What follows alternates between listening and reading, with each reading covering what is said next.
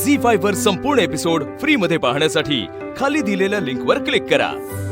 सायली अगदी वेडी आहे बघ।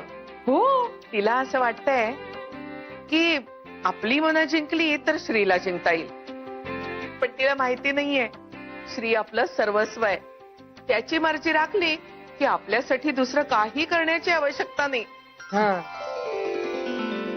श्रीला ती आवडली, मग आपल्याला दुसरं काय हवं? हॅलो हॅलो श्री, अरे कुठेस तू? तुम्ही मला उशीर होणार आहे थोडासा, मी फोन करून कळवणारच होतो। अरे पण तू आहेस कुठे? अगं मी एका ठिकाणी चहा पितोय। चहा? बाहेरचा चहा पितोयस तू? श्री बाहेरचा चहा पितोय? काय बाहेरचा चहा? अरे हा बाहेरचा चहा पितोय? अरे बापरे, कुठे? हॅलो, अरे घरी आला असतास तर छान आल्याचा चहा करून दिला असता ना। बाहेर दे, माझ्याकडे दे। अरे घरी आला असतास तर आल्याचा चहा करून दिला असता ना। परत तेच काय सांगते? हा मग बोलते। हे बघ, हॅलो श्री, कुठल्या हॉटेलमध्ये तू सांग? हॉटेल स्वच्छ आहे ना? घाणेरडा कुठला तरी चहा पिऊ नको, चहाने पोट बिघडतं। ए शरे, चहा पिऊन कधी पोट बिघडतं का? पाणी घाणेरडं असेल तर नाही का बिघडणार? हो ना, हो. हे बघ, टॅप वॉटरचा चहा पिऊच नकोस, पोट बिघडेल। एक काम कर, तू मिनरल वॉटरचा चहा पी। बेबी, अगं तू चहा पितोय ना आता, तर सुखाने पिऊ दे ना। फोन दे इकडे। हॅलो श्री, अरे कुठे आहेस तू? कसा आहेस? आणि इतका उशीर का झाला तुला? काही प्रॉब्लेम नाही ना रे? किती प्रश्न विचारतेस? नाही, मला थोडासा उशीर होईल, मी घरी आलो की सांगतो।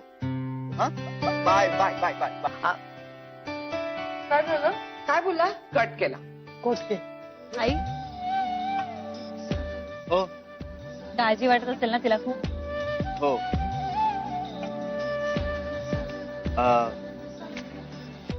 एक विचारू? मी जे काही काल तुमच्याशी बोललो त्यामुळे तुम्हाला राग तर नाही ना आला? उलट मला तुम्ही खूप फनी वाटलात। ऍक्च्युली मी असं कोणाशी बोलत नाही, पण तुमच्याशी बोलतो। माझ्या घरी ना माझी आई, माझे बाबा आणि माझा लहान भाऊ आहे पिंट्या। माझे बाबा आहेत ना, ते खूप प्रेमळ आहेत, खूप प्रेम आहे त्यांचं माझ्यावर। भाऊ पण छान आहे, आई पण खूप प्रेम करते। तुमचे बाबा काय करतात?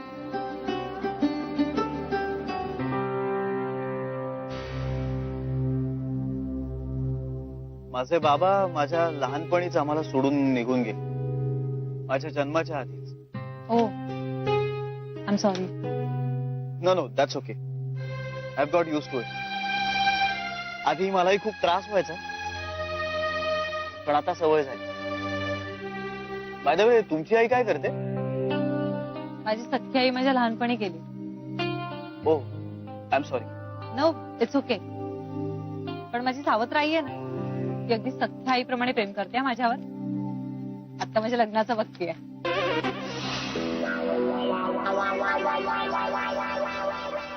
अरे वा, म्हणजे तुमच्याकडे कार्यक्रम सुरू झालेले दिसत आहेत।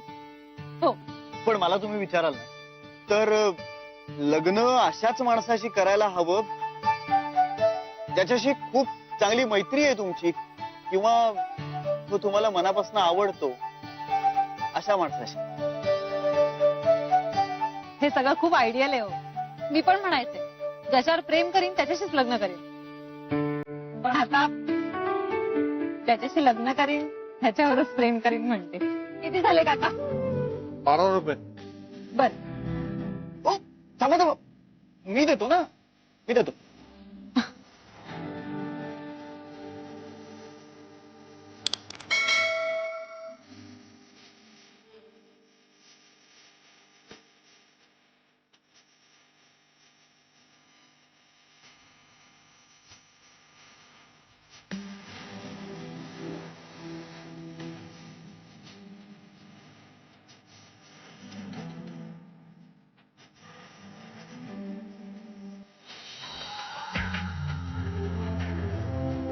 राहू दे, होतो कधीतरी।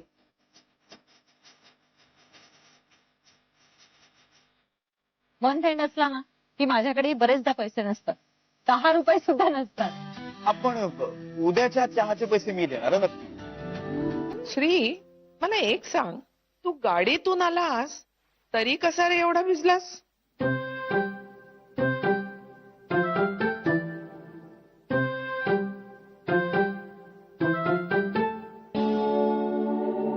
जानू, मी दुसरं लग्न केलं आणि मला तुझ्या आईची किंमत कळली. परिपूर्ण जोडीदार म्हणजे काय हे तुझ्या आईला गमावल्यानंतर कळलं मला. म्हणजे दुसरं लग्न केलं नसतं तर आयुष्यात तेवढंच एक दुःख राहिलं असतं की बाबा पत्नी वारली, पण मी ते केलं आणि केल्यावर कळलं की जोडीदार हा मित्र असणं किती अपरिहार्य असतं, किती आवश्यक असतं. नाहीतर नरक होतो संसाराचा. नाही, खरंच विश्वास ठेव माझ्या आणि आयुष्यभर लक्षात ठेव, अनुभवाचे बोल आहे. खरंच बाबा, आपला जोडीदार आपला मित्र असणं इतकं आवश्यक असतं का हो?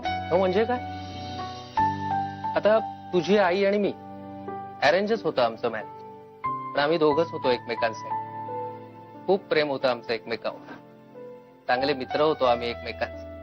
नवरा बायको जर एकमेकांना फुलवत असतील, एकत्र हसू खेळू बोलू शकत असतील तर ते खरं साहचर्य.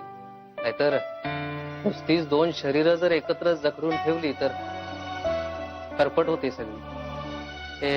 हे सोन्या, ते डोळे नको ओले करू. तू एवढीशी होतीस ना छोटीशी पाळण्यात, तेव्हापासून मी तुझ्या आईला म्हणायचो की ही थेट तुझ्यावर गेली. खरंच तिच्यासारखीच आहेस, सरळ साधी निष्कपट, चटकन जीव लावणार. त्यामुळे तुला तुझ्यासारखाच एक साधा सरळ, तुला समजून घेणारा, तुझ्यावर मनापासून प्रेम करणारा नवरा मिळावा एवढी छोटीशी अपेक्षा होती माझी. या बाईमुळे सगळं ते. मला वाटलंच तुम्ही जान्हवीला काही बाई शिकवत असणार म्हणून आले. तुम्हाला एक बजावून सांगते, जे ठरलंय ना त्याच्यात मोडता घालू नका. अनिल हा चांगलाच मुलगा आहे. तर मुलगा म्हणताना जीभ झडत नाही तुझी? हो, सावत्र आहे ना मी. मला काय तिची काळजी असणार? मी म्हणजे काय दाशीण? हे असं कुठेतरी विषय वाहवत न्यायचं, वाढवत न्यायचं आणि घर डोक्यावर घ्यायचं. सारासार विचार नावाचा काही शब्द असतो, हे ठाऊक आहे का तुला? सारासार विचार मला कुठून सुचणार? इथे माझ्याच आयुष्याचे दिंडवडे निघालेत. हे चोराच्या उलट्या बोंबा म्हणतात ते हे. पाहता पाहता केवढा मोठा झाला ना श्री. अगो बाई, खरंच लग्नाला आला की?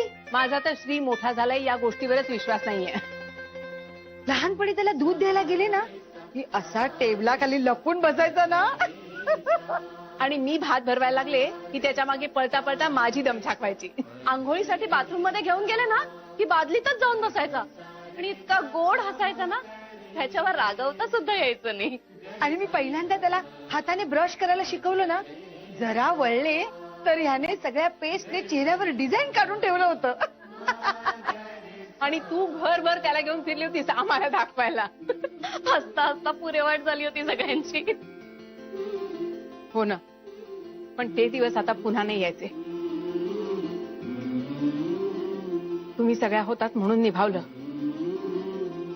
आणि आता एवढा मोठा झालाय गधडा. हो, आता त्याची बायको करेल त्याचं सगळं. तिने त्याला समजून घेतलं पाहिजे, सांभाळून घेतलं पाहिजे. आणि आपल्याला सुद्धा. हे घेऊन जा, दे ग त्याला बॅग.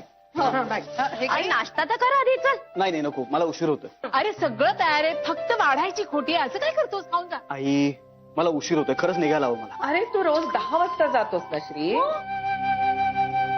आजी माहितीये मला, पण आज खरंच खूप उशीर होतोय मला. प्लीज निघायला हवं, प्लीज प्लीज. अरे अरे असं नको करू. आई, 8:43.